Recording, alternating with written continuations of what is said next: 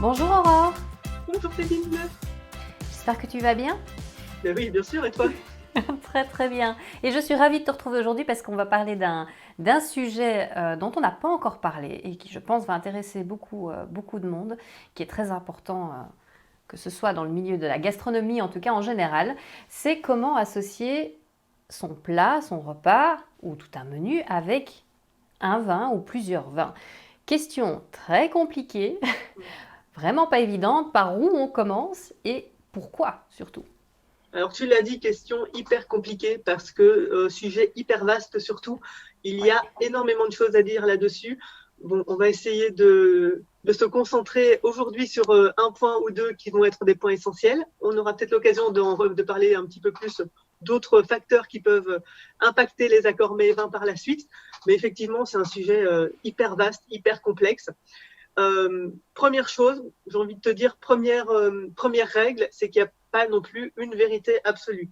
Un accord mets et vin, déjà, ça va dépendre des goûts de chacun, ça va dépendre du budget de chacun, ça va aussi dépendre de la façon dont on va cuisiner notre plat, parce que quelque chose de très simple, une cuisson, une épice, un condiment, ça peut complètement influencer notre repas et modifier le choix du vin que l'on va apporter, que l'on va avoir avec ce plat. Donc, voilà, c'est vraiment, ça reste quand même propre à chacun. Après, il y a quand même quelques petites règles à À respecter pour avoir respecter un un accord minimum. qui soit un petit peu Tout correct. à fait. Oui. Et concrètement, quand on a un plat et un vin bien accordés ou mal accordés, qu'est-ce que ça provoque? Qu'est-ce qui se passe? Mais qu'est-ce qui va se passer? C'est que il faut imaginer que lorsque l'on boit un vin en mangeant quelque chose, il y a une interaction qui va se passer dans la bouche. Il y a des molécules qui vont se mélanger, des molécules qui vont se combiner.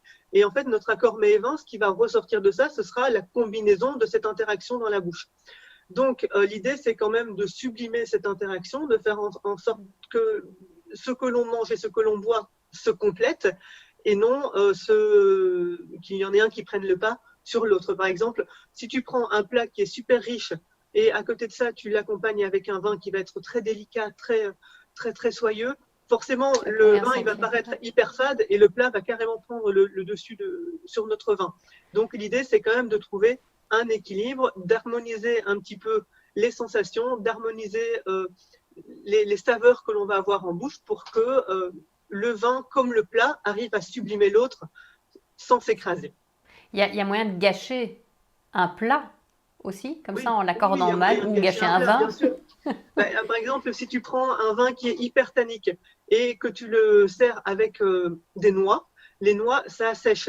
Un vin tannique, là-dessus, ça va assécher encore plus. Donc notre vin, il va paraître complètement très tannique, Oui. hyper accrocheur, hyper désagréable à boire. Alors que ce même vin pris avec par exemple, une bonne viande rouge qui aura plus de gras, eh bien, ça va, au contraire, le gras va permettre une interaction qui va faire que les molécules vont se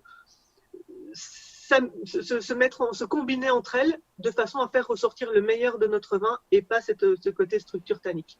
D'où l'importance, voilà, quand même du plat que l'on va choisir. Donc du coup, aide-nous Aurore, par quoi on commence concrètement? Alors, il y a plein de choses qui peuvent interagir dans le choix de notre accord mets et vin. Il y avait un premier point dont j'avais envie de te parler. C'est quelque chose de tout bête, auquel on ne pense pas forcément, mais ça va être le rôle de la cuisson que l'on va choisir pour notre plat. Je pense à une viande de bœuf que l'on peut préparer de trois façons. Tu prends un tartare de bœuf, la viande elle est crue. Viande crue, on va choisir un rouge qui va être léger, souple, peu tannique, type Beaujolais, un vin de Loire, un vin d'Anjou, quelque chose qui soit facile à boire. Tu prends cette même viande de bœuf, tu en fais une côte de bœuf au barbecue, à la plancha. Là, on va déjà avoir un autre type de cuisson, une cuisson qui va être assez vive. On va avoir une viande qui va être charnue, qui va être juteuse. Eh bien, on va choisir un vin similaire, c'est-à-dire un vin avec une structure tannique présente, mais pas trop agressive. On va choisir un vin qui sera vif, qui sera charnu en bouche aussi, qui aura quand même un peu de mâche, un peu de présence aussi. Là, pourquoi pas un bon Bordeaux, un Saint-Estèphe par exemple, ou un vin du Médoc. On pourrait par exemple se tourner aussi vers la vallée du Rhône, la vallée du Rhône Nord, avec par exemple un Saint-Joseph rouge ou une côte rôtie, ou pourquoi pas partir côté sud-ouest avec un vin du Madiran ou un Corbière. Des vins qui ont bonne présence en bouche, mais qui justement vont sublimer notre côte de bœuf. Troisième exemple, si je garde toujours ce morceau de bœuf, mais que j'en fais un bœuf bourguignon, bon, là, ça va être mijoté, c'est une cuisson qui va être très très longue, la viande, elle va fondre en bouche. Là, on va choisir un vin justement, qui sera en accord avec ce plat, donc un vin qui va être évolué, un vin qui va être épicé, ou aux tanins qui vont être présents aussi, mais bien fondus. Plus mature, peut-être. Plus mature, tout à fait. Ouais. Donc là, pourquoi pas un vin de la vallée du Rhône, mais plutôt sud, un bon Châteauneuf-du-Pape, ou toujours dans le sud-ouest, un Cahors, un Fitou, voilà, des vins un peu plus épicés avec une marque, une empreinte un petit peu plus évoluée aussi en bouche. Et puis après, c'est que du bonheur. Hein. C'est clair. Et là, on savoure l'explosion des arômes et des saveurs. Oui. J'ai une petite question. Si on a par exemple entrée, plat, dessert, mais qu'on n'a pas le budget forcément pour appliquer vraiment un vin par plat, est-ce qu'il y a un truc où tu peux donner un truc pour malgré tout faire le choix sur une bouteille qui va pouvoir s'accorder, ou est-ce que c'est juste impossible? Non, c'est pas impossible. Après, si on choisit un seul vin pour notre repas, il faut aussi que dans nos plats, on ait une espèce de cohérence. Oui. Malgré tout, si on fait des plats en entrée, en plat et en dessert qui sont vraiment aux antipodes, les trois, ça va être compliqué. Après, si on garde une trame, par exemple, des choses assez légères, que ce soit un tartare de saumon, par exemple, en entrée, un plat, on va faire une volaille et un dessert aux fruits, par exemple. Si tu prends un vin qui soit relativement goulayant, alors peut-être un Beaujolais, peut-être un Côte-du-Rhône, peut-être un vin de Loire, mais un vin qui soit relativement facile à boire, qui ait quand même une petite présence en bouche, qui a un côté plutôt fruité, parce que dans ce cas, on n'aura pas non plus des plats qui soient hyper travaillés, hyper évolués. Donc, on n'a pas besoin d'un vin avec une grosse structure tannique, on n'a pas besoin d'un vin qui soit vraiment hyper puissant en bouche, hyper épicé, hyper relevé. On peut essayer de trouver quelque chose qui soit tout à fait cohérent sur l'ensemble de notre repas.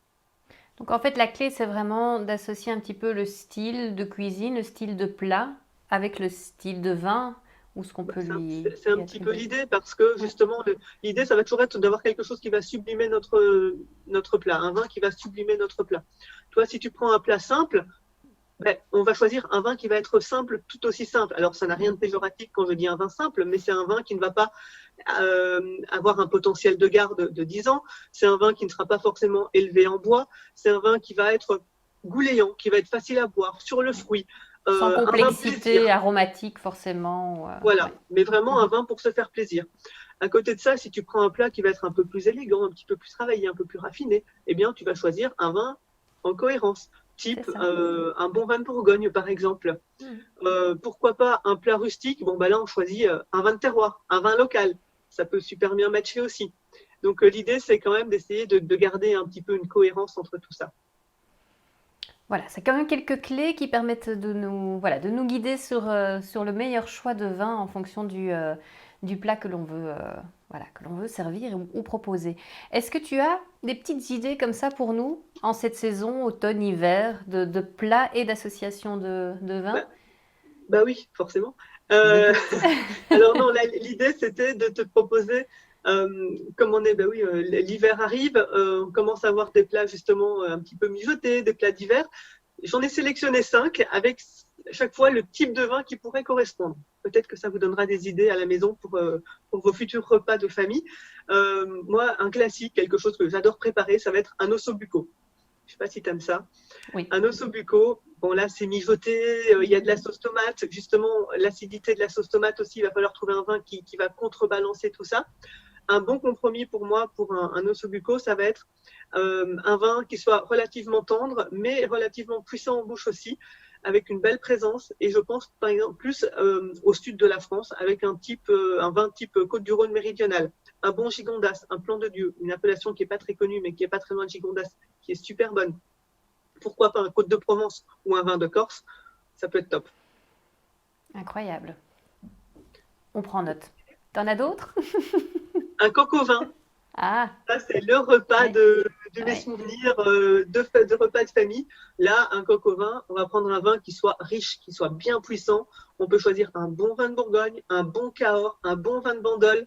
Voilà, là, on va se régaler là-dessus. Un Châteauneuf-du-Pape aussi, par exemple, ça peut être top. Pour du gibier, je présume? Du aussi. gibier, bah alors ça c'est super aussi, hein. Si Oui. on prend, je sais pas, du chevreuil, un civet de lièvre par exemple, là pareil, on peut retourner sur la Bourgogne, on peut prendre des vins de la vallée du Rhône, un bon Gros Hermitage, on peut prendre, pourquoi pas, des vins de Bordeaux, un bon Saint-Estèphe, un bon Saint-Émilion, un bon Bandol, ça peut très très bien matcher aussi. Mais que de bonnes idées, tout ça. Et oui, j'en ai encore deux. Ah, super! Un poulet rôti pour le dimanche, c'est un peu le Le grand classique, classique. mais c'est pas super évident, c'est pas qu'est-ce qu'on boit sur un bon poulet rôti? Moi, Oui. j'aime bien un vin rouge qui soit frais, fruité, type Beaujolais par exemple. Alors un Ah, bon Beaujolais, un bon Morgon par exemple, c'est juste c'est une tuerie. Un bon vin de Loire, ça peut très très bien marcher. Pourquoi pas un vin rouge de Bourgogne aussi, c'est très bien. ok. Et un dernier plat qui va te mettre l'eau à la bouche, je pense, des côtes d'agneau grillées par exemple. Oui. C'est super bon. Oui. Là aussi, on peut se tourner vers la vallée du Rhône, vers la Loire, vers la Bourgogne. On a quand même un large choix d'éventail. L'idée, ça va être un vin qui soit avec des tanins quand même présents, mais qui soit souple en bouche, qui ait une belle structure, qui ait une belle présence, sans être trop complexe, sans être trop léger non plus, et surtout sans être trop astringent. Dans ce cas, ça pourrait un petit peu basculer du mauvais côté pour notre plat. Donc l'idée étant de le sublimer. Une bonne À bouteille. nouveau, d'équilibrer au mieux, harmoniser tout ça.